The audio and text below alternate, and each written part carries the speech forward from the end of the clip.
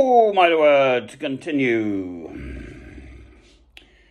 This is more for my benefit than anyone else, quite frankly. Just to get my head around the situation.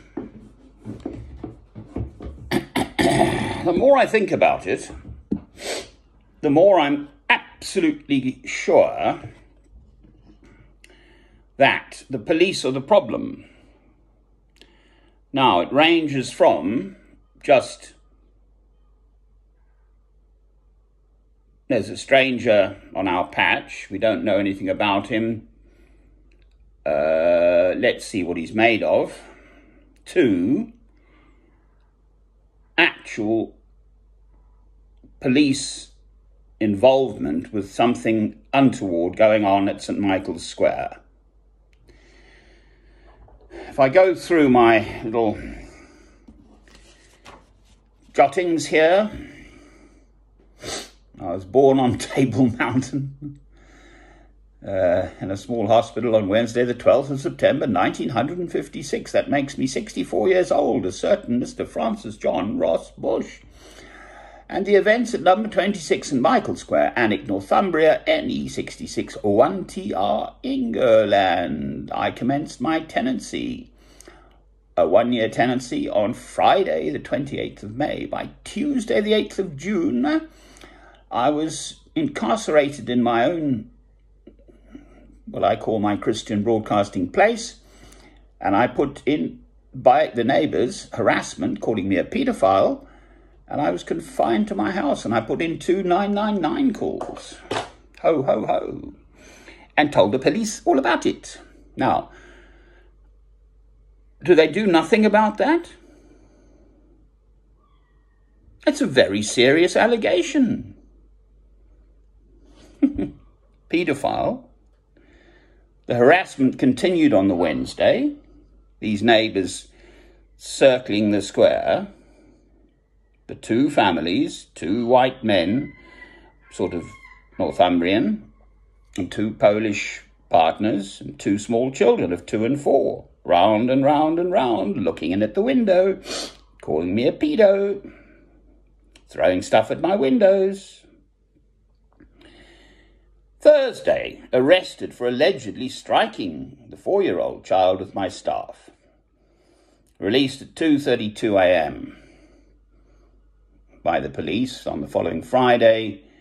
That's a fortnight after I've arrived in Alnwick. The matter is still under further investigation. The police have retained my staff. Ho, ho, ho. Well, charge me with thwacking a child. Get some sodding x-rays done and prove it. Don't leave the matter hanging around in this nasty sort of hanging around way. Hanging over me. I've got this little old staff. I haven't got my proper staff. It's police behaving really badly. Believing the lies of this woman. That is a total, utter invention by that woman, that Polish neighbour.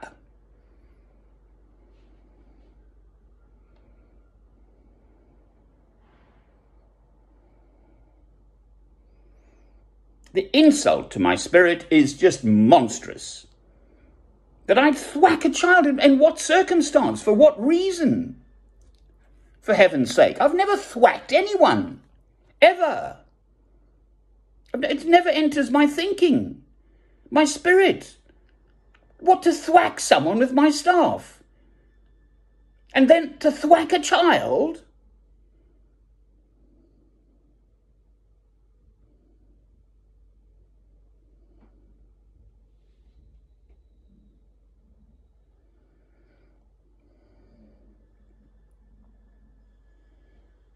I mean, it's just monstrous.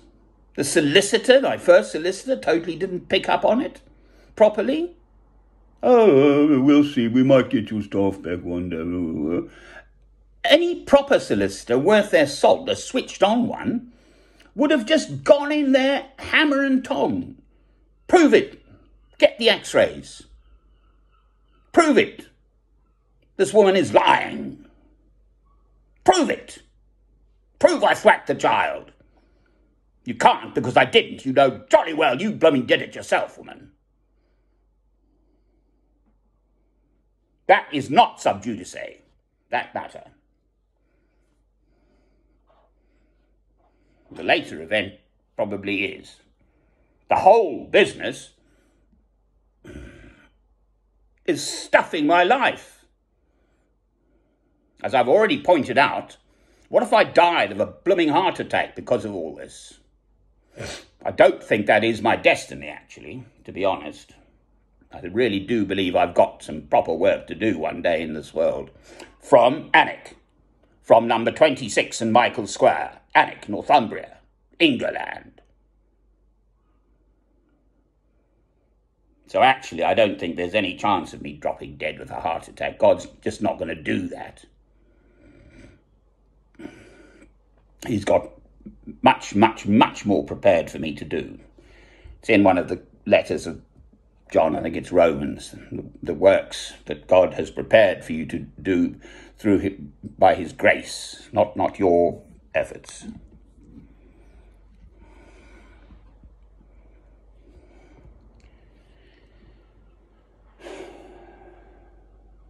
The following Thursday, I'm arrested again on the utter lies of this Polish neighbour. I was chatting to the mower man outside. I did see the woman. I'd gone stum on them. I'd made my decision. They were horrid, nasty people. So leave them alone. Don't talk to them. Don't have anything to do with them. I'd made that decision the previous week. So I most certainly did not communicate with that woman. Oh, but the police went along with it again. I was arrested again and released, and I don't know whether I'm still under investigation for that. And then culminating on the 25th of June, when I'd been wound up sufficiently to use a not particularly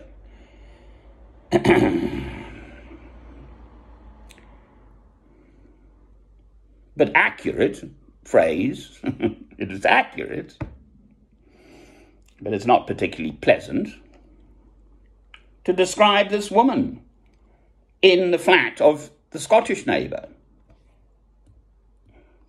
She opened the door, that Polish woman, and out the words popped. As I've indicated on several occasions now, for what it's worth, I am a Christian, therefore I'm enjoined to love everyone, including these neighbours. In the Lord's Prayer, forgive us our trespasses as we forgive them that trespass against us. I pray that prayer every day, several times in the day sometimes. So if I don't forgive whatever's happened here, then why should God forgive me anything? Those are the rules. And I absolutely abide by them. So I bear no hatred in my heart for anyone. It's against the Christian rules.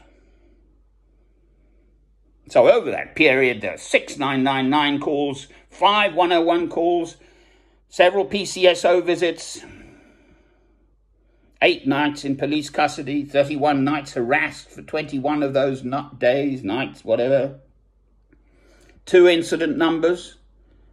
Did that not ring a little bell in the police consciousness that possibly I was the aggrieved party in all of this?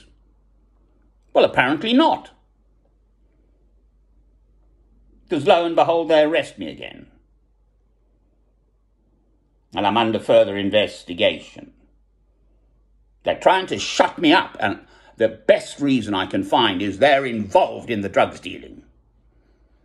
The police, actual police. It doesn't make any sense otherwise. I've had time to mull over it. That's the only explanation I can find that makes any sense. And they think their easiest option is to get rid of me. Well, not if God wants me there, dear. I'm afraid you can't beat God, whoever you may be. David slew Goliath. Amen.